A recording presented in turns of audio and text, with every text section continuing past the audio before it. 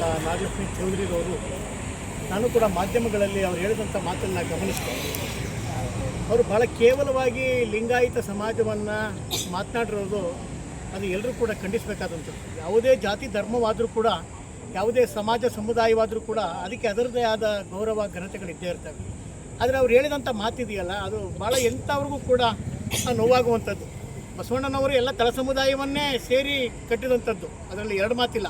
ಅವ್ರು ಯಾರು ನಿಕೃಷ್ಟವಾಗಿ ಕಂಡಂಥ ಆ 12ನೇ ಶತಮಾನದಲ್ಲಿ ಯಾರನ್ನು ಅಸ್ಪೃಶ್ಯರು, ಯಾರನ್ನು ದೂರ ಇಟ್ಟಿದ್ರೋ ಅವ್ರನ್ನೆಲ್ಲ ಜೊತೆಗೆ ತೆಗೆದುಕೊಳ್ಳೋದ್ರ ಮೂಲಕ ಅವರಿಗೆ ಒಂದು ಶರಣ ಪರಂಪರೆಗೆ, ಅಂದರೆ ಅವರಿಗೆ ಲಿಂಗವನ್ನು ಕಟ್ಟೋದ್ರ ಮೂಲಕ ಅವ್ರನ್ನ ಲಿಂಗಾಯತರನ್ನಾಗಿ ಮಾಡಿದಂಥದ್ದು ಕೂಡ ಅದು ಎಲ್ರಿಗೂ ಕೂಡ ಗೊತ್ತಿರುವಂಥದ್ದು. ಅದು ದೊಡ್ಡ ಇತಿಹಾಸವೇ. ಅದೇನು ಇವತ್ತು ಯಾರು ನಾವು ನೀವು ಹೇಳಬೇಕಾದ್ದೇನಿಲ್ಲ.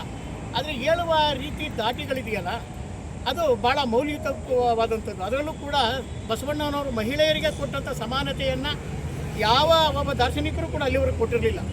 ಅಂದರೆ ಅಷ್ಟು ಮಹಿಳೆಯರಿಗೆ ಸ್ಥಾನಮಾನವನ್ನು ಕೊಡೋದ್ರ ಮೂಲಕ ಮಹಿಳೆಯರಿಗೂ ಕೂಡ ಅನುಭವ ಮಂಟಪದಲ್ಲಿ ಜೊತೆಗೆ ತೆಗೆದುಕೊಂಡು ಹೋಗುವಂಥ ಕೆಲಸವನ್ನು ಮಾಡಿದಂಥವರು ನಮ್ಮ ಬಸವಣ್ಣನವರು.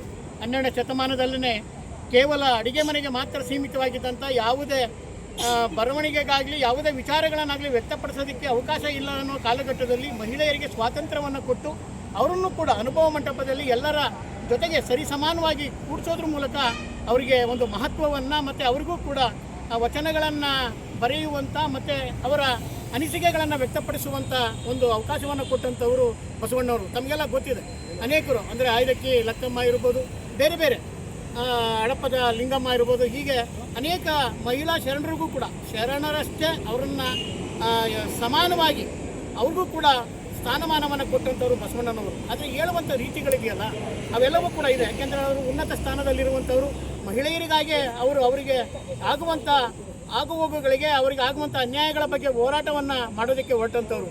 ಬಸವಣ್ಣ ಮಾಡಿದಂಥ ತ್ಯಾಗ ಇದೆಯಲ್ಲ, ಅವತ್ತೇ ಅವರು ಮಹಿಳೆಯರಿಗೆ ಕೊಟ್ಟಂಥ ಸ್ಥಾನಮಾನಗಳನ್ನ ನಾವು ಯಾರೂ ಕೂಡ ಮರೆಯೋ ಆಗಿಲ್ಲ. ಆದರೆ ಹೇಳುವ ರೀತಿ ನೀತಿಗಳು ಬೇಕು. ಯಾಕೆಂದರೆ ಅವರೆಲ್ಲವನ್ನು ತಿಳಿದಂಥವ್ರು, ವಕೀಲರು ಕೂಡ ಅವರು, ಮತ್ತು ಇಡೀ ರಾಜ್ಯವನ್ನು ಸುತ್ತಾಡಿದಂಥವ್ರು. ಈ ರೀತಿ ದಾರ್ಶನಿಕರ ಬಗ್ಗೆ ಮಾತನಾಡುವಾಗ, ಒಂದು ಸಮಾಜದ ಬಗ್ಗೆ, ಒಂದು ಸಮುದಾಯದ ಬಗ್ಗೆ ಮಾತನಾಡುವಾಗ ಒಂದಷ್ಟು ಸೌಜನ್ಯವನ್ನು ಇರಿಸ್ಕೊಂಡು ಅವರು ಮಾತನಾಡಬೇಕಾದ್ದು ಭಾಳ ಪ್ರಮುಖವಾದಂಥದ್ದು. ಈ ದಿಕ್ಕಿನಲ್ಲಿ ಅವರು ಹೇಳುವಂಥ ಮಾತುಗಳು ಒಂದು ಸಮಾಜಕ್ಕೆ, ಒಂದು ಸಮುದಾಯಕ್ಕೆ ನಿಜಕ್ಕೂ ಕೂಡ ನೋವಾಗಿದೆ. ಆದರೆ ಅವರು ಇದನ್ನು, ಈ ಸಮುದಾಯವನ್ನು, ಈ ಸಮಾಜವನ್ನು ಅವರು ಈ ಸಂದರ್ಭದಲ್ಲಿ ಅವರ ಕ್ಷಮೆಯನ್ನು ಕೋರಬೇಕು ಅಂತ ನಾನು ಕೂಡ ನನ್ನ ಸಮುದಾಯದ ಪರವಾಗಿ ನಾನು ಕೇಳ್ಕೊತಾ ಇದ್ದೀನಿ. ಇಂಥ ಘಟನೆಗಳು ಮತ್ತೆ ಮತ್ತೆ ಮರುಕಳಿಸಬಾರ್ದು. ಒಂದು ಜಾತಿ ಆಗಲಿ, ಒಂದು ಸಮಾಜ ಆಗಲಿ. ಯಾಕೆಂತ ಹೇಳಿದ್ರೆ ನಾವೆಲ್ಲ ಜಾತ್ಯತೀತವಾಗಿರುವಂಥವ್ರು. ನಮಗೆ ಎಲ್ಲರೂ ಕೂಡ ಸಮಾನರು, ಎಲ್ಲರೂ ಕೂಡ ಒಂದೇ ಎನ್ನುವ ಆಶಯಗಳನ್ನು ಬಸವಣ್ಣನವರು ಬಿತ್ತಿ ಹೋಗದಂಥವರು. ಅವರ ಅನುಯಾಯಿಗಳಾದ ನಾವು ಆ ದಿಕ್ಕಿನಲ್ಲೇ ನಾವು ಕೂಡ ಇಲ್ಲಿ ಕೆಲಸವನ್ನು ಮಾಡ್ತಾ ಇದ್ದೇವೆ. ಈ ದಿಕ್ಕಿನಲ್ಲಿ ನಾಗಲಕ್ಷ್ಮಿ ಚೌಧರಿಯವರು ಹೇಳಿರುವಂಥ ಮಾತುಗಳು ಇದಕ್ಕೂ ಕೂಡ ಉದ್ದಟತನದ ಮಾತುಗಳು. ಇಂಥ ಮಾತುಗಳು ಮತ್ತೆ ಮತ್ತೆ ಇವು ಮರುಕಳಿಸಬಾರ್ದು. ಇವಕ್ಕೆಲ್ಲ ಒಂದು ತಿಲಾಂಜಲಿಯನ್ನು ಹೇಳಬೇಕು. ಅವರು ಕೂಡ ಒಂದು ಸಮಾಜ ಸಮುದಾಯದ ಬಗ್ಗೆ ಗೌರವವನ್ನು ಇಟ್ಕೊಂಡು ಮಾತಾಡಬೇಕು ಅಂತ ಈ ಸಂದರ್ಭದಲ್ಲಿ ನಾನು ಹೇಳ್ತಾ ಇದ್ದೀನಿ.